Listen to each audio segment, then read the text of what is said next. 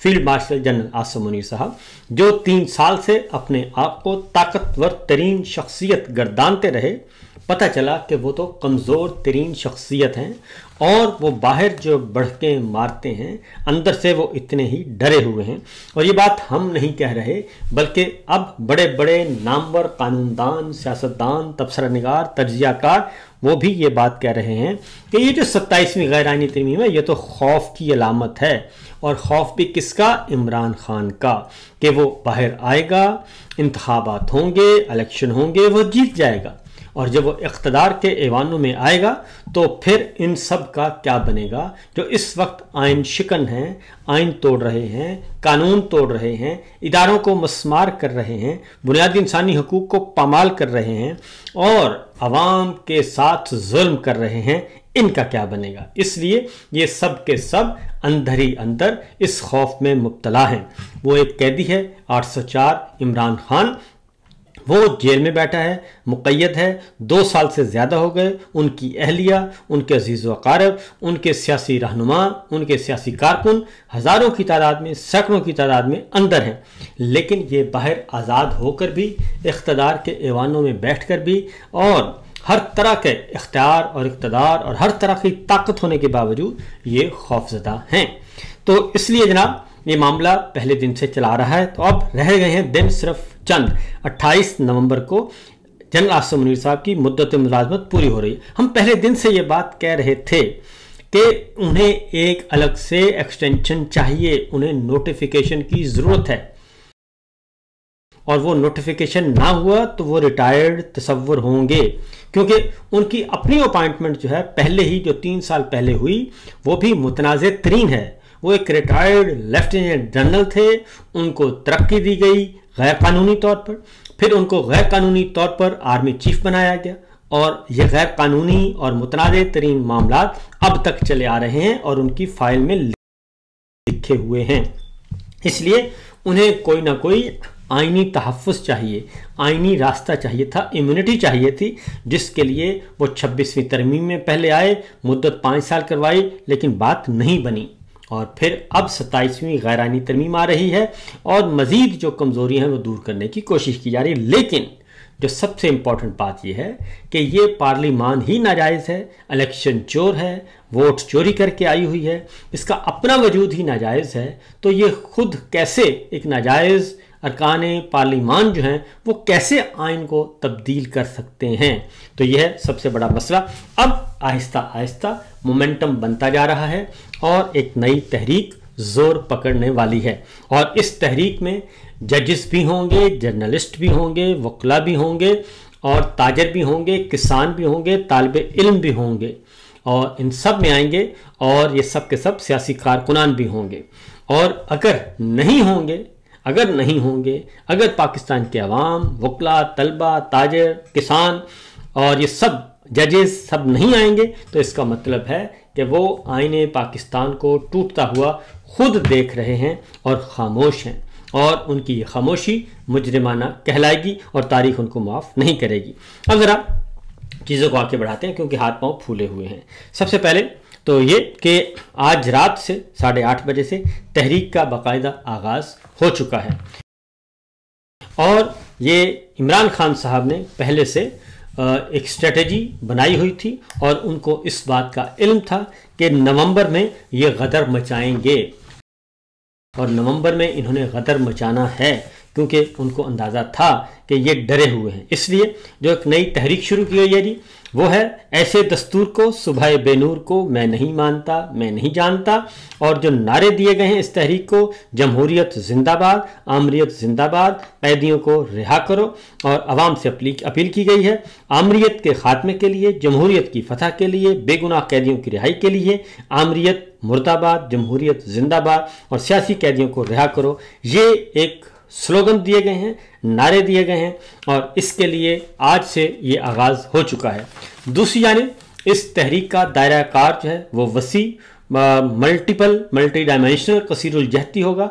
और जैसे कि मैंने कहा कि अब सिर्फ एक तबके की बारी नहीं है, ये सिर्फ इमरान खान का या PTI का मसला नहीं है, ये पाकिस्तान की सालमियत, खुशहाली और इस्तेहकाम का मामला है।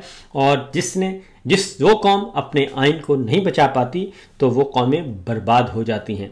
इसलिए जनाब ये एक स्ट्रेटजी एवॉल्व की गई है और उस स्ट्रेटजी के मुताबिक मामला जो हैं वो कहते हैं कि मुतालबात बड़े क्लियर हैं और वो ये कि 18वीं तरमीम तक आइन जो है वो 1973 का आइन कहलाएगा दुरुस्त, और उसके बाद जो कुछ भी होगा वो सब के सब गैर आइनी गैर कानूनी है। 26वीं गैर आइनी तरमीम को हम नहीं मानते, उसके बाद 27वीं तरमीम को नहीं मानते। इसके साथ साथ जो ऐलान किया गया है वो ये है कि इस वक्त जो पार्लिमान के अंदर बैठे लोग हैं, खा वो अस्करी हैं जो बाहर बैठे हैं और खा वो सिविल हैं जो कि पार्लिमान के अंदर बैठे हैं, वो सिविल इख्तदार के वानों में बैठे हैं या फौजी इख्तदार के वानों में बैठे हैं, वो जो इस आइन को छेड़ रहा है 27वीं गैर आइनी तरमीम और 26वीं गैर आइनी तरमीम जो इसमें मुलव्वस है, उन सब पे आर्टिकल 6 चलाया जाएगा और उनसे बगावत और गद्दारी का मुकदमा चलाया जाएगा। वो किसी भी सूरत में आइन को तोड़ने के अहल नहीं हैं और वो आइन में तरमीम नहीं कर सकते। ये आइन में तरमीम नहीं बल्कि ये आइन शकनी है और वो भी इलेक्शन चोर कर रहे हैं।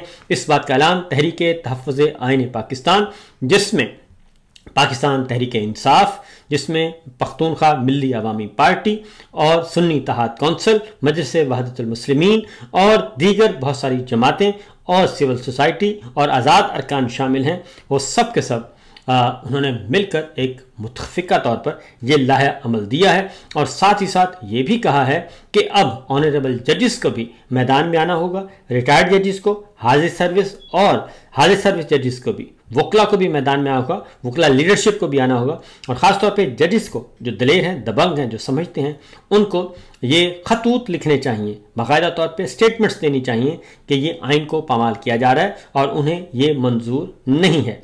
ये कल जो है इजलास हुआ था तहरीक तहफ़्फ़ुज़ आइन पाकिस्तान का, तो आज उन्होंने ये बाकायदा तौर पे ये जारी किया है और इसमें ख़ास तौर पे उन्होंने कहा है कि फॉर्म 47 की असम्बलियों से मंजूरी के अगले दिन मुल्क भर में यौम स्याह भी मनाया जाएगा। इस तरीके से तहरीक का आगाज़ स्याह पट्टियों के साथ, और अब उसमें शामिल ज़रूरी है इसमें शमूलियत इख्तियार के मीडिया पर्सन्स, क्योंकि मीडिया पर्सन्स नहीं आएंगे तो मामला फिर ख़राब ही रहेंगे और अभी आने वाले वक्तों में पता चल जाएगा कि कौन वाली वारिस है और कौन नहीं। चौधरी एतजाज़ अहसन साहब ने एक बहुत बड़ा इंकशाफ किया है और वो है कि पाकिस्तान पीपल्स पार्टी ने बगैर देखे मुसव्वदे के मंजूरी दे दी और उनके पास 27वीं गैर आइनी तरमीम का मुसव्वदा नहीं था। पाकिस्तान पीपल्स पार्टी की सेंट्रल एग्जीक्यूटिव कमेटी का इजलास 2 दिन हुआ और बिलावल भुट्टो साहब ने ऐलान किया था, पहले दिन भी प्रेस कॉन्फ्रेंस की, दूसरे दिन भी की और इस मुसव्वदे की मंजूरी दे दी और उन्होंने कहा कि ये शिक्के हमें मंजूर हैं। लेकिन चौधरी एतजाज़ साहब कहते हैं कि ये तो हारे हुए लोग हैं जो ये तरामीम लेके आ रहे हैं और ये किसी भी सूरत में आइनी तरामीम नहीं, ये गैर आइनी तरामीम ही कहलाएंगी। क्या कहते हैं चौधरी एतजाज़ अहसन साहब, जरा मैं आपको सुनवा देता हूँ। पीपल्स पार्टी क्यों इसकी हमायत कर रही है? फिर पीपल्स पार्टी को इसकी हिमायत मेरा ख्याल है नहीं करनी चाहिए। हमें तो कल पता ही नहीं था, इसके टेक्स्ट का बिल्कुल पता नहीं था और ये टेक्स्ट भी आज जिस तरह कहा है कि जो मुसव्वदा है, मुसव्वदे के मंदरजात जो हैं वो बताए हैं उस वक्त जब इसमें आज़म नज़ीर तारर ने जब पेश किया है, ये इस पे हमें डिमांड करनी चाहिए थी कि डिबेट भी हो और फुल डिबेट हो, क्योंकि इन्होंने रूल्स के मुताबिक जो टाइम होता है जितनी लेजिस्लेशन को पहले सर्कुलेट करना पड़ता है वो भी नहीं किया। तो इसमें मेरा ख्याल है कि अभी भी सब पार्टीज़ को अपनी बात पे दोबारा सोचना चाहिए। दूसरी बात जो मैं कर रहा था कि सरप्राइज कि कल आपकी सेंट्रल एग्जीक्यूटिव कमेटी का इजलास हुआ, उस इजलास में आप लोगों के पास मुसव्वदा या उस फॉर्म में मुसव्वदा जो आज प्रेजेंट किया गया नहीं था, लेकिन फिर भी डिबेट से तमाम चीजें मंजूर करा ली गई। जी डिबेट से नहीं मंजूर हुई, तो मुसव्वदा नहीं था और डिबेट भी नहीं हुई और मंजूर हो गया। यह है पाकिस्तान पीपल्स पार्टी का हाल के क्या कह रहे हैं। अब जनाब दूसरी जानिब मौलाना फजल रहमान साहब JUI ने बाइकआउट कर दिया है। उसकी वजह यह है कि जो मुश्तरका कमेटी बनाई गई थी मेरे सामने उसके नाम पड़े हैं कौमी असम्बली और सेनेट की लॉ एंड जस्टिस कायमा कमेटी, जिसमें तमाम जमातों को शामिल किया जाता है। पाकिस्तान तहरीक इंसाफ पहले से वॉकआउट कर गई है और उसमें शमूलियत इख्तियार नहीं कर रही। दूसरी तरफ JUI फे मौलाना फजलुर रहमान साहब की जमात ने भी आज बाइकआउट कर दिया और वो भी इसमें शरीक नहीं हुए, क्योंकि उन्होंने कहा था कि हमें 3 दिन का वक्त दिया जाए और 3 दिन का वक्त दें और उसके बाद फिर हम इस पे जो आइनी और कानूनी तरीका है उसके बाद हम इस पे बहस करेंगे, हमें मुसव्वदा दें, हम मुसव्वदा पढ़ेंगे और उसके बाद आगे करेंगे। लेकिन अब ये सिर्फ और सिर्फ 2 ख़ानदानों की तरमीम है जी, और 3 ख़ानदान कह लें। एक है जनाब आसिम मुनीर साहब का, दूसरा ख़ानदान है जाती उमरा आले शरीफ और तीसरा ख़ानदान है जनाब जरदारी साहब एंड कंपनी का। ये 3 ख़ानदानों की तरमीम है और वही 3 ख़ानदान इसका जायज़ा ले रहे हैं कायमा कमेटियों के इजलास में बैठे हुए और धड़ाधड़ इसकी मंजूरी दे रहे हैं, क्योंकि वक्त कम, मुकाबला सख्त है और जल्दी जल्दी इसको मंजूर करना है। साहब बहादुर का भी ये हुक्म है और बाकी सब का भी। एक तरमीम जो है वो वापस हो गई है और तरमीम में एक शक वापस हो गई है, एक तरमीम शक जो है, और वो थी शहबाज शरीफ साहब को ताहियात जो है वो इस्तस्ना मुआफ़ी देने की, कि उनसे भी कोई पूछेगा नहीं कि उन्होंने बतौर वज़ीर आज़म क्या कुछ किया, और वज़ारत उज़्मा से ओहदे से हटने के बाद भी उनसे नहीं पूछा जाएगा।